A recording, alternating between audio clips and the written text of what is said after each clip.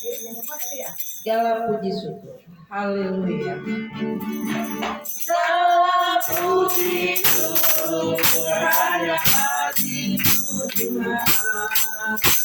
Sebab Kau yang layak dipuja. Kami mau berdoa tinggikan nama-Mu Tuhan.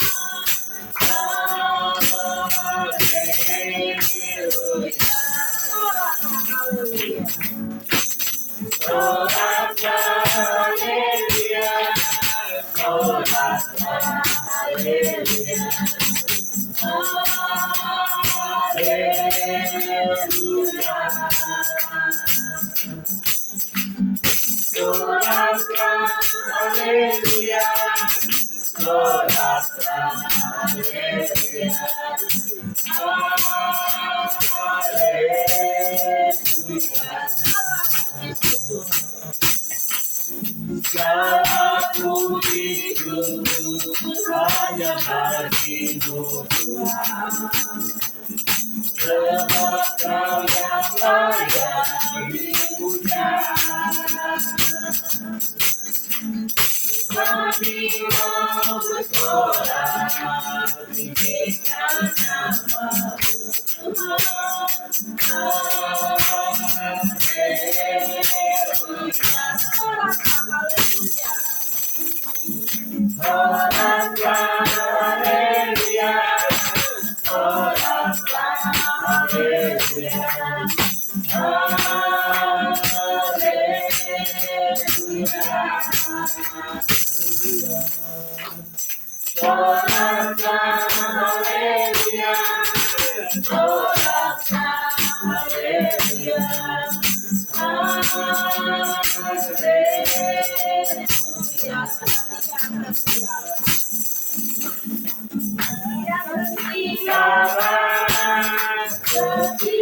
Sampai mati, seperti Tuhan Yesus, setia sampai mati. Apakah saya sanggup untuk bersetia-setia-Nya,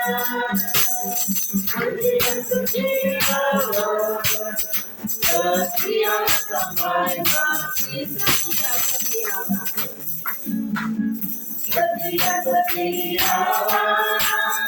Setia sampai mati, seperti Tuhan Yesus, setia sampai mati. Apakah alasanmu untuk setia-setia-Nya, setia sampai mati.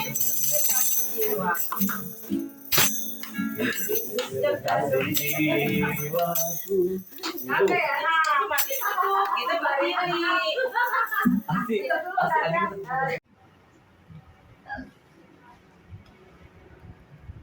Puji Tuhan. Haleluya. Kita serukan haleluya 3 kali sama-sama. Haleluya. Haleluya. Haleluya. Tuhan.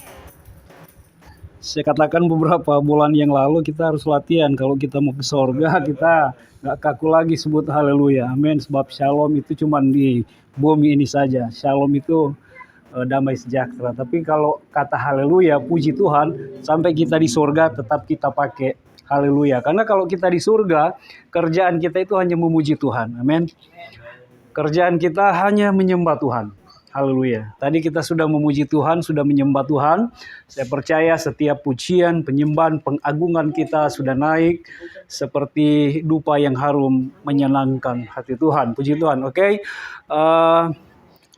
Terima kasih tentu pertama kepada Tuhan kita Yesus Kristus yang oleh anugerah kasih-Nya sehingga kita lagi boleh ada di tahun baru 2024, hari yang ke-14 kita ada di tahun yang baru. Puji Tuhan. Terima kasih juga buat Ibu Maria selaku Ketua PAS yang mempercayakan saya sore hari ini untuk menyampaikan firman Tuhan buat kita sekalian yang ada di tempat ini. Puji Tuhan.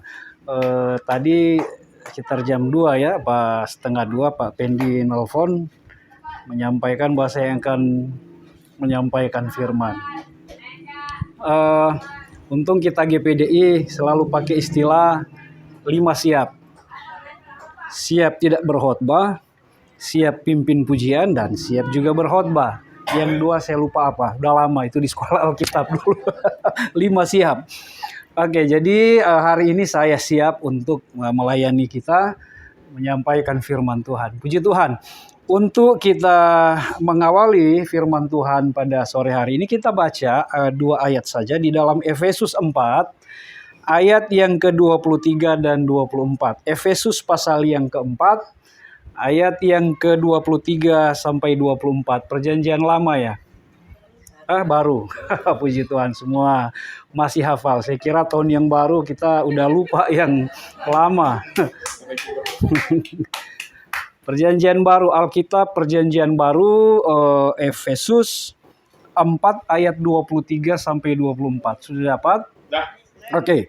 Sudah dapat, saya baca dan saudara perhatikan, simak saja di Alkitab dan Alkitab. Belum ya? Efesus pasal yang keempat, ayat 23 sampai 24. 2 ayat saja. Ya tidak mengapa, sambil cari-cari saya.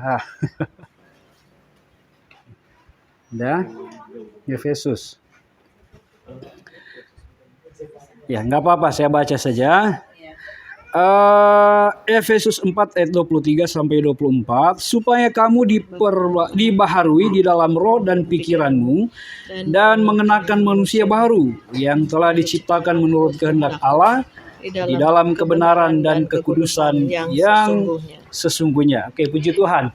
Hari ini saya berikan judul khotbah saya adalah pembaharuan dan harapan. Amin. Apa itu pembaharuan? Pembaharuan dan harapan adalah 2 hal yang saling terkait dalam konteks kita menyambut tahun yang baru, untuk supaya bagaimana kita menatap tahun ini, tahun yang penuh dengan harapan. Amin. Apa sih harapan-harapan kita di tahun yang baru ini? Saya percaya setiap kita yang ada di ruangan ini, kita punya pengharapan. Saya nggak tahu pengharapan apa yang terkandung dalam hati kita. Tapi yang pasti saya percaya setiap kita pasti memiliki harapan di tahun yang baru ini. Apa yang harus menjadi target saya? Ada orang pengen tahun baru ini, mungkin ada yang belum punya rumah, pengen punya rumah. Ada yang mungkin belum punya cucu, pengen punya cucu. Ada yang mungkin belum punya mobil, pengen punya mobil, dan lain sebagainya. Banyak sekali harapan ya yang kita harapkan. Iya, ada yang berharap bisa selesai setiap masalah kita, setiap persoalan kita, dan lain sebagainya. Dan saudara-saudara, pembaharuan yang saya maksud adalah mengacu pada proses mengubah atau memperbaiki diri. Sementara harapan adalah keyakinan dan aspirasi untuk masa depan yang lebih baik lagi. Amin. Jadi saudara-saudara, Rasul Paulus kepada jemaat di Efesus tadi sudah berfirman kepada jemaat di Efesus supaya kamu diperbaharui dalam roh dan pikiranmu. Nah, saudara, tahun yang baru ini setiap apa yang kita harapkan, kita masih punya angan-angan. Apa sih yang akan terjadi, apa yang akan saya capai di tahun yang baru ini. Ada orang bilang tahun baru ini ibarat seperti buku yang masih tertutup, yang kita belum tahu apa isinya. Amin. Yang kita belum tahu apa isi dari buku itu. Saudara, Tuhan sedang menyodorkan kita sebuah buku yang tentu menjadi PR kita bersama di tahun 2024 ini. Apa yang akan menjadi harapan kita, apa yang akan menjadi target kita, pencapaian kita di tahun 2024, saudara-saudara. Amin. Tapi saya percaya kalau kita ada di dalam Tuhan, hidup di dalam Tuhan, kita tidak perlu khawatir, kita tidak perlu takut apa yang akan terjadi di dalam hidup kita, dalam kita menatap tahun 2024 ini. Percaya saja, beriman saja, dan selalu bersyukur bahwa kalau kita masih ada, hidup, bergerak, bernafas, itu berarti bahwa Tuhan sedang mempercayakan kita sesuatu yang luar biasa, sesuatu yang besar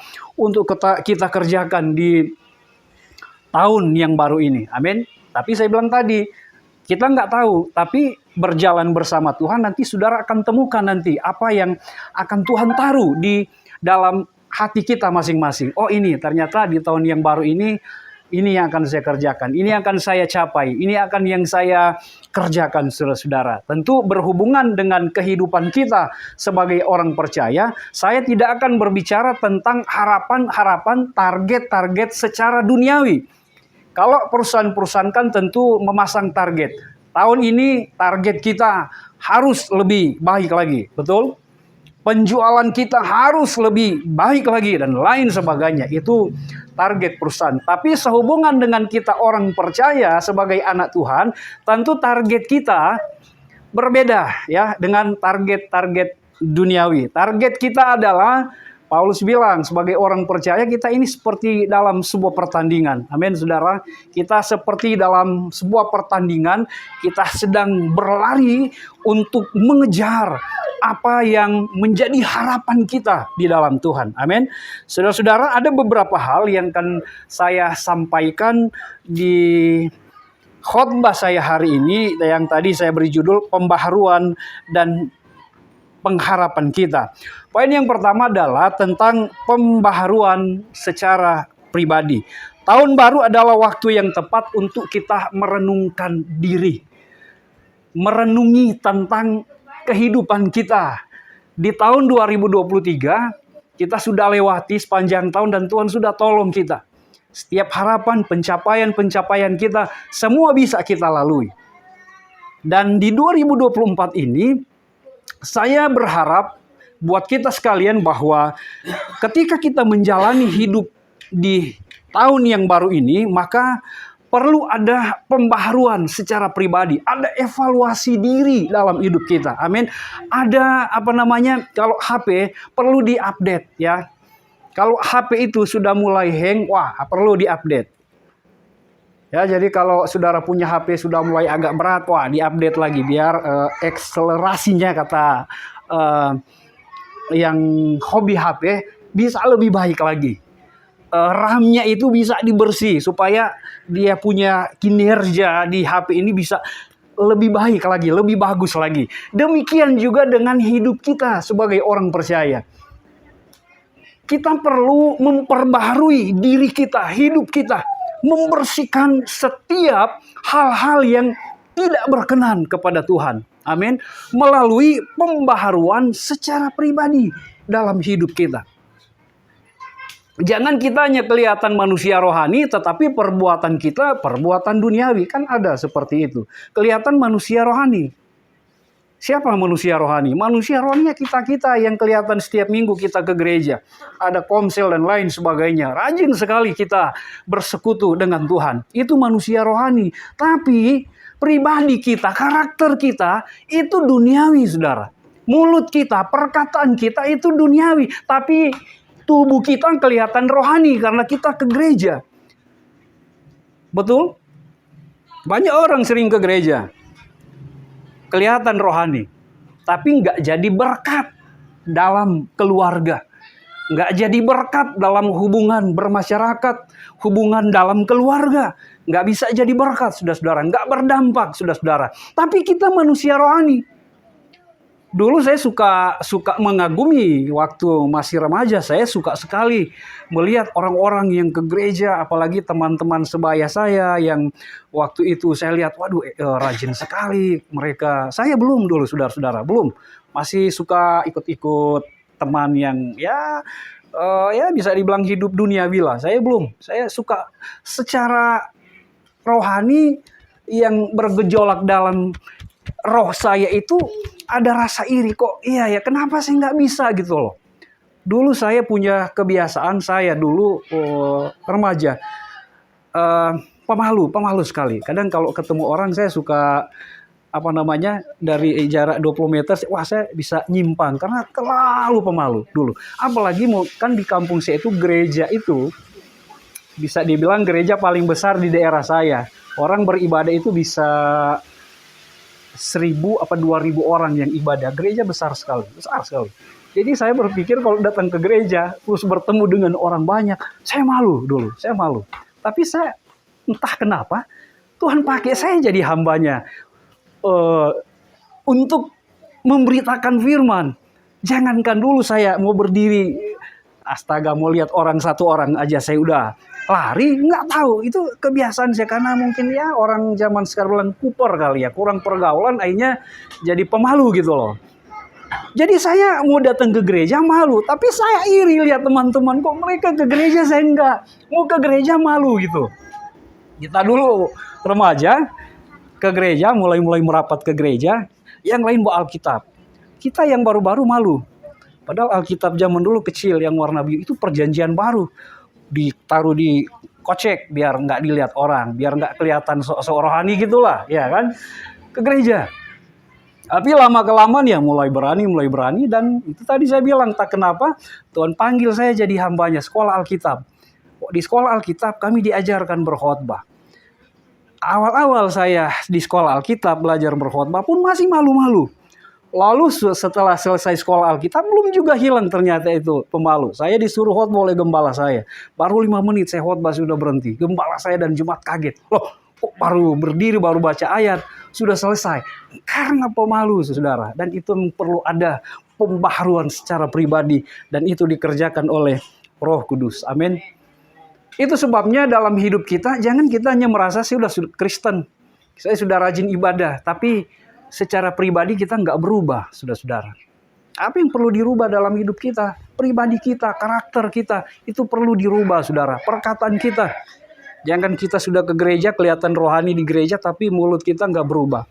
Masih suka bilang perkataan-perkataan yang kebun binatang semua keluar. Kalau sudah, iya kan, itu berarti belum berubah, saudara. Nah ini yang perlu kita perbaharui. Nggak tahu di 2023 kalau itu masih intens kita lakukan, marilah kita berubah di tahun, bukan karena tahun 2024 terus tahun berikut lagi kita berubah lagi. Dari saat ini kita berubah sampai Tuhan datang kali yang kedua, supaya kita kedapatan manusia-manusia yang asli, yang benar-benar real di hadapan Tuhan, ya.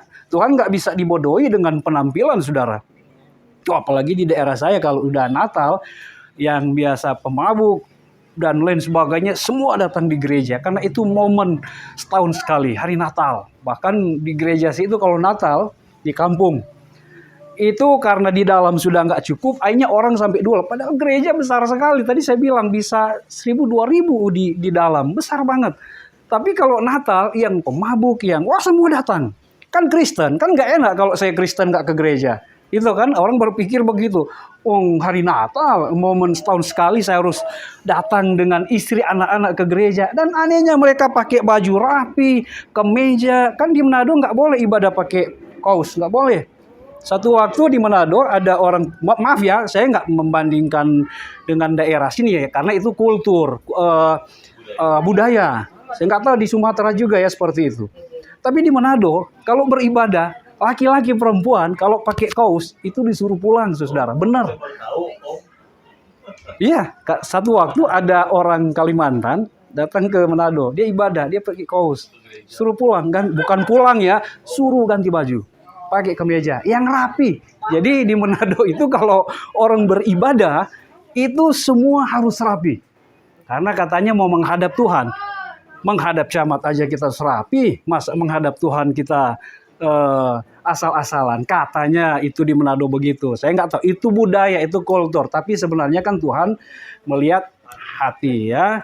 bukan penampilan. Jadi saya bilang tadi, jangan tertipu dengan penampilan. Udah pakai rapi-rapi, datang ke gereja seperti orang rohani, seperti kelihatan manusia-manusia rohani, tapi setelah keluar di gereja, kita kembali lagi seperti gaya hidup orang duniawi, saudara.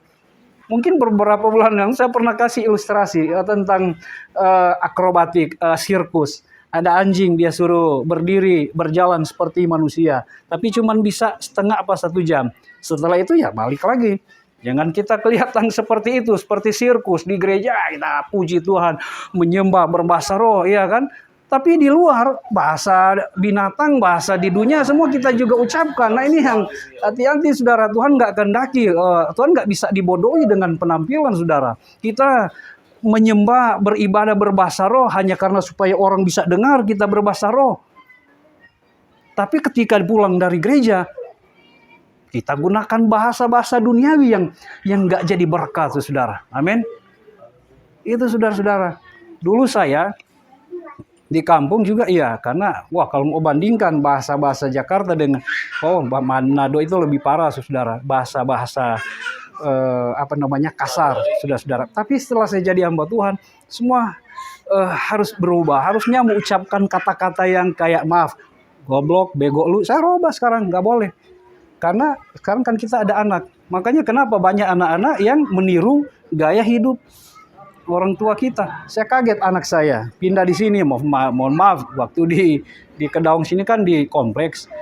Hampir bisa dibilang nggak ada anak-anak yang ada sore, itu pun didampingi oleh orang tua mereka. Jadi anak saya ini kaget baru 2 bulan aja dia udah tahu bahasa-bahasa di sini kayak saya bilang nggak boleh ya, nggak boleh. Akhirnya iya, nggak pantas. Akhirnya dia nggak ngerti ternyata karena cuma dengar. Dari siapa mereka dengar? Ya dari orang tua. Itu sebabnya kita harus berdampak, berubah secara pribadi dalam hidup kita. Amin. Karena ini ada hubungan dengan kehidupan rohani kita, manusia rohani kita. Karena kita sedang mempersiapkan diri untuk menyambut kedatangan Tuhan kali yang kedua. Amin. Karena Tuhan akan mengangkat orang yang benar-benar manusia-manusia rohani yang sesungguhnya, saudara. Bukan manusia rohani yang kelihatan di gereja. Yang sesungguhnya rohani di gereja, rohani juga di rumah, di kehidupan kita sehari-hari. Amin. Nah, ini bisa melibatkan kebiasaan buruk yang perlu kita ubah. Sifat-sifat yang perlu ditingkatkan adalah kebiasaan-kebiasaan secara rohani, saudara. Perlu kita tingkatkan lagi, saudara. Berdoa, membaca Alkitab, lalu hubungan yang baik dengan sesama, tetangga dan lain sebagainya itu perlu ditingkatkan. Tapi kita perlu juga merubah kebiasaan-kebiasaan kita yang tidak baik. Orang aja nggak suka lihat hal-hal yang buruk, apalagi di hadapan Tuhan. Amin.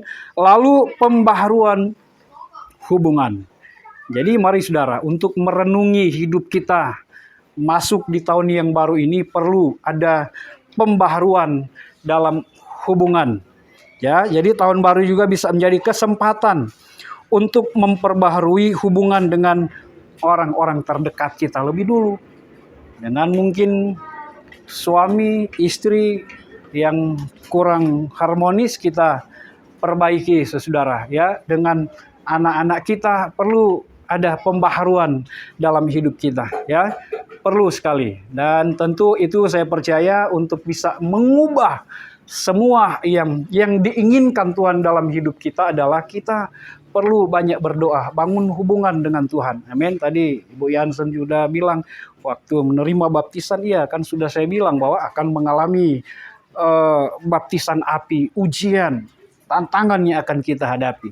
Puji Tuhan ya Ibu Yansen bisa lewati itu dengan pertolongan Tuhan. Saya percaya kalau bisa melewati itu kan juga bagian dari proses yang Tuhan kerjakan supaya kita semakin dipulihkan, berubah dalam kehidupan kita di dalam Tuhan. Hubungan kita dengan Tuhan juga akan semakin dipulihkan. Hubungan kita dengan keluarga perlu kita pulihkan ya. Sebab kita nggak akan bisa punya hubungan yang baik dengan Tuhan kalau hubungan dengan keluarga kita pun kurang baik. Jadi ya udah, kita bagaimana kita mengatur mengsiasati hidup kita setiap saat yang kita jalani untuk bisa membangun hubungan yang lebih baik lagi, ya, membangun hubungan yang lebih baik lagi dalam keluarga kita, dalam bermasyarakat, ya tentu kita harus lebih baik lagi, ya, karena orang di sekitar kita pun akan menilai kita. Saya sering bilang ke jemaat-jemaat yang datang beribadah di tempat kami, bahwa kalau kita mau menjadi saksi, nggak harus saudara pinter, berkhotbah, tahu firman, tunjukkan saja karaktermu yang baik buat orang, sehingga orang bisa melihat Yesus dalam hidup kita. Amin.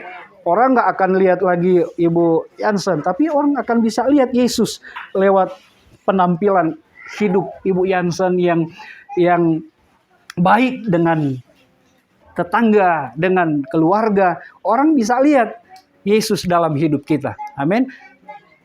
Jadi nggak perlu pinter ngomong, nggak perlu sekolah Alkitab. Saya seminggu sekali dulu pernah diajak misionaris orang Korea. Jadi kami belajar bagaimana menyampaikan Injil ke orang-orang yang belum mengerti tentang Yesus Kristus. Diajar memang, bahkan disuruh hafal. Saya dikasih teks panjang sekali, semacam dialog. Baca, wah Bapak dari mana, Ibu. Jadi diajarkan itu, lalu menyampaikan tentang bagaimana kita masuk Injil, sampaikan tentang Yesus. Dan kita nggak boleh sebut nama Yesus, harus menggunakan bahasa mereka, Yesua HaMasiah dan lain sebagainya. Bayangkan, nggak tahu sampai hari ini karena teksnya terlalu panjang belum masuk. Jadi saya kalau nginjilin orang udah saya terang-terangan aja. Kemarin ada seorang bapak, dia lihat-lihat, oh Pak ini bimbel ya, iya.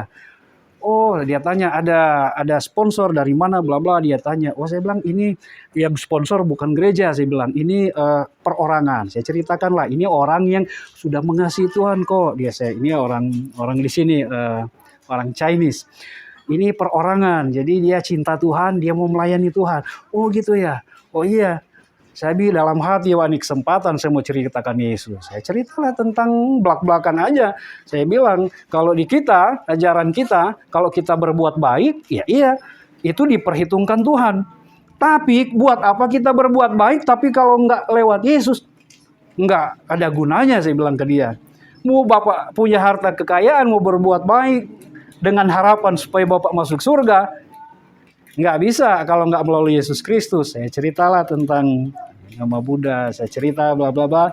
Saya bilang percaya Yesus, mudah-mudahan Bapak dapat hidayah, terima Yesus. Nggak tahu kenapa, oh ya Pak saya balik dulu ya. Dalam hati yang penting saya sudah sampaikan Injil. Nggak perlu saya hafal teks panjang. Udah, sampaikan tentang Yesus. Jadi saudara, kalau saudara nggak bisa seperti mungkin saya, ya baharui dulu secara pribadi ya dalam hubungan kita. Tampilkan karakter Kristus dulu dalam hidup kita, supaya orang bisa lihat kita. Baru kemudian saya percaya kalau saudara punya kerinduan untuk bagaimana Yesus bisa dilihat oleh banyak orang, Roh Kudus akan bekerja dan dia akan beri kemampuan kepada kita. Dia akan berikan lidah-lidah saudara untuk penuh keberanian menyampaikan Injil. Amin. Jadi nggak usah buru-buru. Kadang-kadang orang yang suka terburu-buru. Aduh Tuhan saya pengen mau menginjil, saya pengen sampaikan firman. Jangan sampai orang tukang gunting, lagi gunting rambut dia mau menginjil. Ya kan? Pak, dia lagi pegang gunting. Pak, saya mau tanya, Bapak mau pilih hidup atau mati? Lagi pegang gunting. Yang digunting ini bingung. Wah, ini ada apa ini? Langsung kabur lah dia. Padahal tujuannya baik. Maksudnya dia mau sampaikan firman. Pak, kalau Bapak mau hidup, terima Yesus. Tapi kalau Bapak mau mati, ya pilihan Bapak. Tapi kalau mau hidup, maksudnya hidup kekal di surga. Hidup, karena Yesus bilang, nggak ada seorang pun yang datang kepada Bapa. Ini orang Kristen kan panggil Tuhan pencipta langit dan bumi, panggil Bapa. Kalau tidak melalui Yesus Kristus. Dan di dalam agama Islam pun kan mempercayai tentang Maryam ini adalah ibu daripada Yesua HaMasiah atau Yesus Kristus. Jadi kita harus percaya bahwa untuk bisa datang kepada Bapa harus melalui Yesua HaMasiah atau Isa Al-Masih. Amin. Yesus Kristus.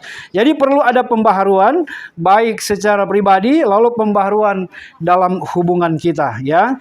Dengan mengambil langkah-langkah kecil untuk memperbaiki hubungan kita, kita dapat membangun ikatan yang lebih kuat dan lebih bermakna dengan orang-orang yang kita cintai, orang-orang terdekat kita. Ya, dengan hubungan yang baik dengan sesama kita, dengan keluarga kita, itu tadi saya bilang, orang bisa lihat Kristus lewat hidup kita. Jadi jangan hanya berpikir, udah saya udah Kristen, saya selamat. Saudara, keselamatan itu harus dikerjakan lewat ketaatan, kesetiaan kita, dan memperbaiki hubungan kita, pribadi kita di dalam Tuhan. Lalu ada pembaharuan spiritual. Tahun baru adalah momen yang baik untuk memperbaharui hubungan kita dengan Tuhan. Ini bisa melibatkan memperdalam waktu pribadi dengan Tuhan. Melalui apa? Melalui doa kita, ya, membaca firman Tuhan. Itu harus ada pemulihan, pembaharuan, ya, doa kita di hadapan Tuhan. Hubungan kita dengan Tuhan, ya. Doa kita, kadang-kadang orang Kristen salah mengerti tentang doa. Dia pikir doa itu ketika dia disuruh berdoa, kayak ibu tadi disuruh berdoa, atau di gereja disuruh berdoa. Enggak, saudara. Doa itu adalah hubungan kita dengan Tuhan. Saya sekolah minggu dulu diajarkan. Apa itu doa? Doa itu berbicara dengan Tuhan. Amin. Doa itu berkomunikasi dengan Tuhan. Itu doa. Jadi doa, orang Kristen zaman dulu berpikir kalau berdoa itu harus berdiri di mimbar lalu berdoa. Bapa kami di dalam surga. Seperti doa yang diajarkan Yesus. Padahal Yesus mengajarkan tentang sebuah hubungan. Yesus mengajarkan tentang doa yang benar. Sebabnya kalau kita berdoa, jangan langsung terima kasih Tuhan, kami bersyukur. Harus didahului dengan Bapa kami yang ada di dalam surga. Amin. Dipermuliakanlah namamu. Beberapa hari yang lalu kami Natal hamba-hamba Tuhan Banten. Ketua umum kita juga menekankan hal ini. Ketua umum sinode kita.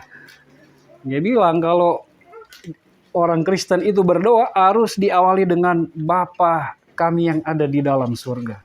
Di dalam nama Tuhan Yesus. Jadi kadang orang suka berdoa, terima kasih Tuhan, kami bersyukur. Jadi doa itu ada alamatnya dulu, ada isinya, kembali lagi ke alamat. Kalau di PPA itu kita diajarkan tentang itu. Kalau baca ayat pun harus katanya dari alamat masuk isinya, kembali lagi ke situ. Jadi doa pun seperti itu. Jadi saudara, hubungan secara spiritual pun harus diperbaharui. Amin. Menyambut tahun yang baru ini perlu ada pembaharuan secara spiritual, rohani kita. Tadi saya bilang jangan cuma kelihatan rohani seperti saat ini, pulang dari sini rohana, ya kan? Kelihatan rohani, duduk manis, dengar kita memuji Tuhan, kita dengar khotbah, wah rohani sekali. Duduk manis, seolah-olah memperhatikan sekali khotbah yang disampaikan. Tapi ketika pulang dari tempat ini ya kembali lagi. Seperti tadi saya bilang sirkus, suruh anjing berdiri hanya 1 jam. Kembali lagi, merangkak lagi ya.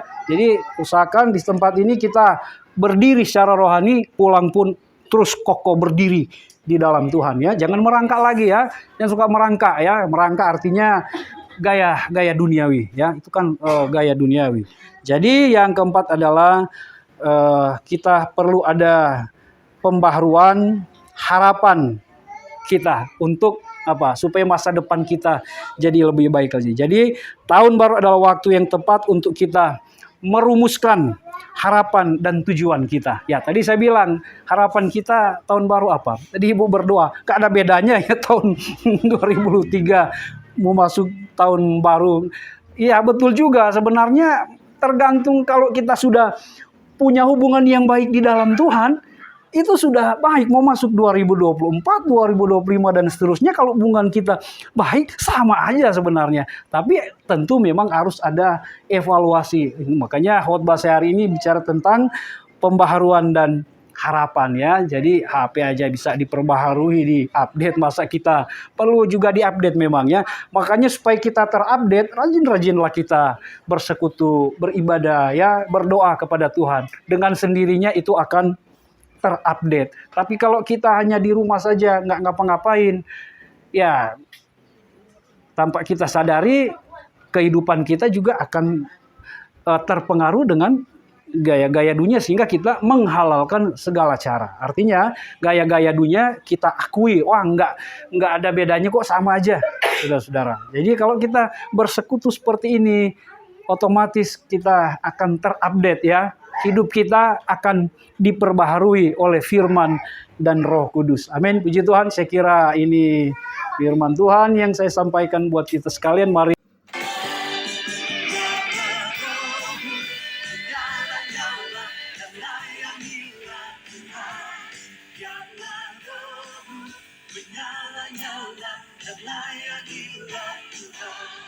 Karena Rohmu menyala.